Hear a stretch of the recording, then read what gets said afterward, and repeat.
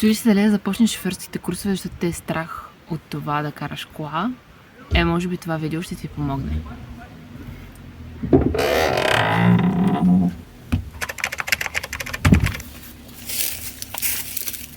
Ако мислиш, че никой няма да ти потреба кола, много жестоко се лъжиш.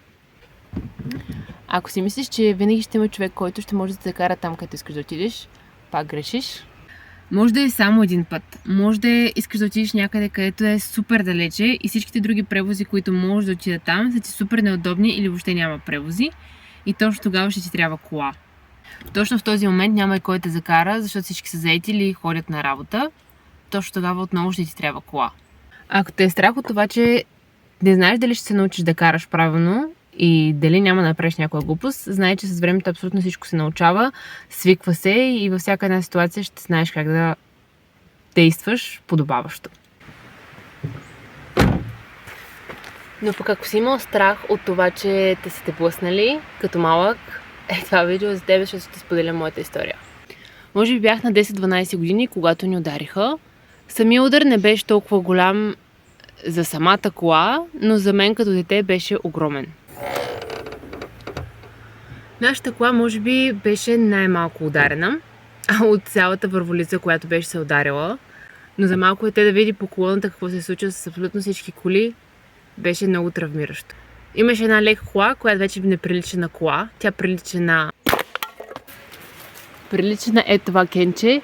И за наше и за тяхно голямо щастие, хората от тази кола не бяха повредени по никакъв начин, дори нямаха и дръскотина. Единствено шока беше при тях за това да видят предницата да идва в краката им и всичките стъкла да са върху главата им. Но шока, който видях при тях, и аз го изживях. И веднага ми се зароди този страх, че ако седна аз на колата, такива неща се случват и на мен веднага ще ми се случи това нещо.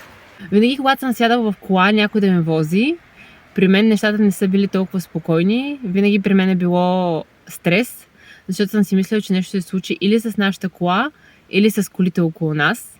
Запушила съм си винаги ушите, когато набира скорост самата кола, така че да приключи от втора на трета, например, скорост, защото си мислих, че ние вече летим или сме с 200 км в час. Същото е било и когато някой набира спирачки съвсем бавно, за да може да спре на светофар и има кола пред нас. Аз съм си мислила, че спирачния път никога няма да не стигне и нашата кола просто ще се забие в предната. От тогава насетне съм се питала дали този страх някога ще отмине и дали някога ще мога да седна спокойно на една кола, да хвана волана и спокойно просто да потегля и да не се случва в съзнанието ми всякакви ситуации, които може да се случат, но просто съм спокойна, че всичко ще мине добре и ще стигна от точка А до точка Б. Станах на 18 и вече беше време да реша дали да започна курсовете, защото е по-хубаво по-рано, отколкото по-късно, защото после идват различни други ситуации, други ангажименти, които пречат на ситуацията да започнеш курсове. Но имаше и този страх в мене, че който се обаждаше постоянно, че няма да мога да се справя и че наистина това притеснение ще ми пречи постоянно. Само, че наши са ми разказвали една история, която е истина, защото е на майка ми, че тя също не искала да кара, поради факта, че не искала просто да се качва зад волана, не й харесвало, но се случило така, че баща ми е спешно трябвало да бъде закаран през нощта в болница и няма кой да го закара. Тя не е имала книжка, не може ли да са намерили някакъв транспорт. Много трудно се справили с ситуацията. От тогава насетне двамата взели решението, че колкото и не иска мама, просто трябва да изкара книжка, за да може в такива ситуации да може да помогне. И моето решение беше такова, че аз ще взема книжка само заради такива ситуации, ако се случат на мене. Или ако искам просто да отида някъде, където не искам да има някой друг с мене и просто да отида сама на уютно място, спокойно място, ще трябва аз да се закарам и ще ми е много по-удобно с кола. Така че страх не страх, просто отивах и се записах на шофьорски курсове и почнах с листовките. Но тогава се случи нещо, което никога, абсолютно никога не съм си мислила, че ще се случи. Почнах с листовките, които за мен не бяха толкова трудни, защото имах кой да питам вкъщи. Не съм ходила на тези уроци, които са в школата, които се продължават може би една седмица, защото имах баща си, който разбираше от всичко и аз не го питах. Но иначе, ако нямате кого да питате зададени въпроси, защо така, защо онака, наистина ходете на тези уроци и задавайте въпросите, защото така ще намерите логиката във всяко едно нещо. Как да се успокоиш, че с листовките ще се справиш, както и аз се справих, е когато правиш листовки, когато си четеш учебника и след това влезеш в нета да направиш една цялостна листовка. Когато сгрешиш даден въпрос, просто го скриншотни и всеки сгрешен въпрос си го слагай в една папка. На края на деня си ги преговаря тези сгрешени въпроси и на следващия ден ще си много по-добре, защото вече ще помниш кой въпрос си сгрешил и кой е верният отговор. И така, когато дойде деня на изпита, просто ще имаш един набор от въпроси, които най-често ги бъркаш и така ще можеш да преговаряш тези, които са ти много трудни и така ще можеш да си вземеш изпита и ще можеш да си много по-спокоен, че въпросите, които не знаеш, ще си ги преговаря доста повече пъти. Аз си взех листовките още от първия път, там нямаме проблеми. Идва деня да почна моите уроци по кормуване. Ако имате някой близък, приятел, баща, който може да ви услужи преди да почнете уроците си в школата по кормуване, да отидете на някое безлюдно място, без припиране, без много да ви дават зор, да видите къде са педалите, къде е кормилото, ръчките, бутоните, абсолютно всяко нещо на колата, така че да можете спокойно да ги видите, без да знаете, че шофьора до вас просто ще искате да запалите и да тръгнете, защото времето ви тече. Точно така и се случи на моя пръв урок. Наистина добре, че бях взела няколко уроци при баща си в селото, на една безлюдна улица, където ми показа как да сменям от първа на втора, втора на трета и ми показа как се завива, как се потегля, как се държи съединителя и как се отпуска съвсем леко, за да не ти загасне колата. Препоръчвам го и ви да го направите, защото на мен ми казаха седни и тръгни към Тракия и аз просто, ако не знаех това нещо, как щях да го направя? Идва деня на изпита ми, ден в който никога, абсолютно никога не искам да се връщам. Защо? Защото, качвайки се в колата, потегляйки, всичко беше наред. Но идва момент, в който инструктора ми казва: престрой се в лява лента и аз това и правя. Натискам мигач, оглеждам се отзад, дали има някоя кола и се престойвам в лява лента.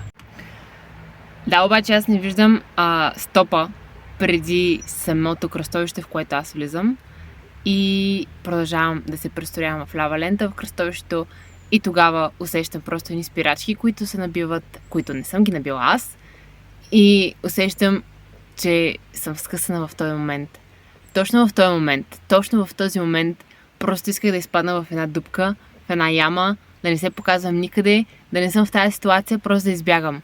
Защото не исках да виждам физиономията нито на инструктора си, нито на изпитващия, нито на хората, които ще говорят дали съм си взела изпита. Този ден ми беше най-гадният ден. С абсолютно никого не исках да говоря. Всеки ми беше крив. Дори аз самата си бях крива на себе си. Крещях си, виках си, ревах си. Просто си го изкарах. След това на следващия ден си платих за още 2-3 часа кормуване. Платих си за изпита, който да следва след една седмица. И отново се явих на изпит. Не се отказах. Защото не беше вариант да се откажа за мен. Беше вариант да си взема изпита, колкото и пъти да го минавам. Реално признавам, че аз съм си била виновна, защото този стоп си беше там, това, че аз не съм го видяла, си е мой проблем. Затова знам, че следващия път ще внимавам много повече за знаци и много повече за кръстовища, излизане от лента без предимство и с предимство, и така, че следващия път да се справя много по-добре. Явих се аз на изпита си отново. Този път изпитващия беше много по-добър човек, беше пич и си говореше с инструктора ми и си говориха шеги и по този начин ме предразположи мен за начина ми на каране, защото не се фокусираше върху грешките и върху това какво аз ще направя, но се опита атмосферата в колата да е много спокойна, така че аз да мога да си взема изпита. И това се случи. Аз си взех изпита. Взех изпита и си мислех, че това е. Мина всичко, най-трудно, това беше. И от тук нататък вече ще е много по-лесно. Вече ще съм зад волана, с книжка, нищо няма да се случва. Само ако беше така лесно. От тук нататък просто не съм си мисляла какво ще ми се случи. Шофьор не се става, когато вземеш книжката. Шофьор ставаш след това, когато влезнеш в ситуации, в които мозъкът ти дори не може да го побере, как ще се случи, как ще излезнеш. Но това е и готиното нещо на това да си шофьор, защото може би си креативен или поне ти дава възможност да мислиш или успокояваш нервната си система и не се панираш. И е готино, защото превъзмогваш себе си, превъзмогваш всякакви страхове, които не си знаел, че въобще ги имаш, но ги осъзнаваш тогава.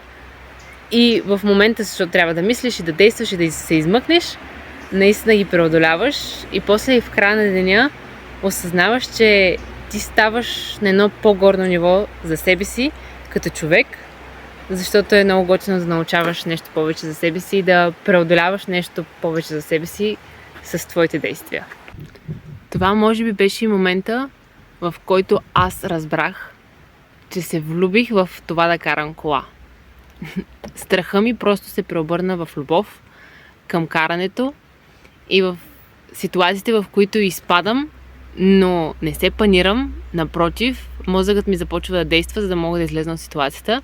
Аз съм човек принципно на притеснението и когато се притесна, просто мозъкът ми блокира и не мога да действам реално нормално, но в такива ситуации, в които се налага заради моят живот, заради живота на хората, които са в колата, просто преминавам в друга атмосфера или на себе си и няма притеснение, напротив, кефа се на всичко, което се случва и на това как да се преборя.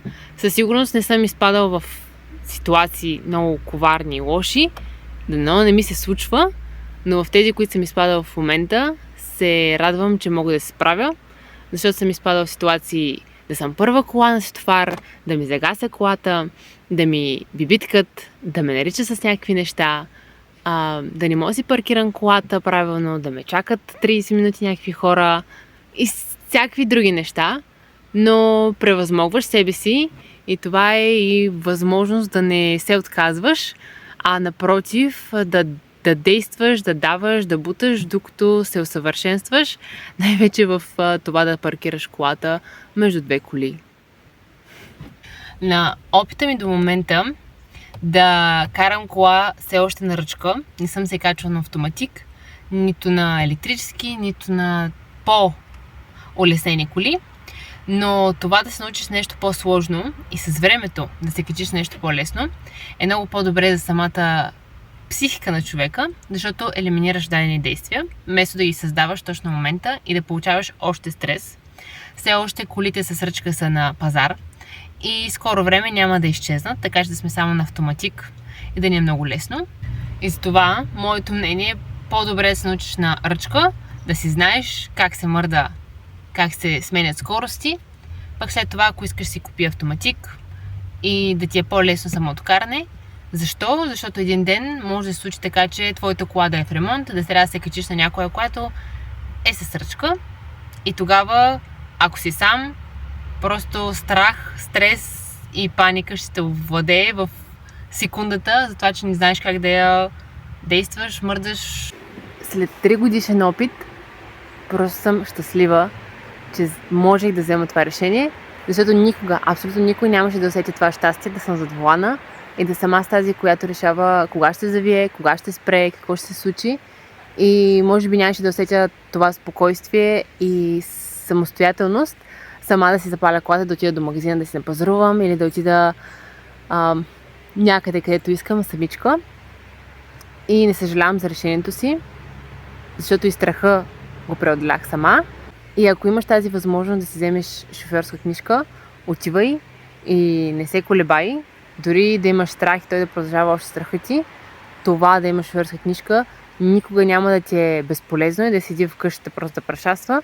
Винаги ще ти е от полза, винаги си я дръж в портмонето, защото в дадена ситуация може да се случи така, че всички други да са пияни, а ти да си единствения трезвен и да можеш да ги закараш до някъде или ти да се пребереш от дадено място. Що не?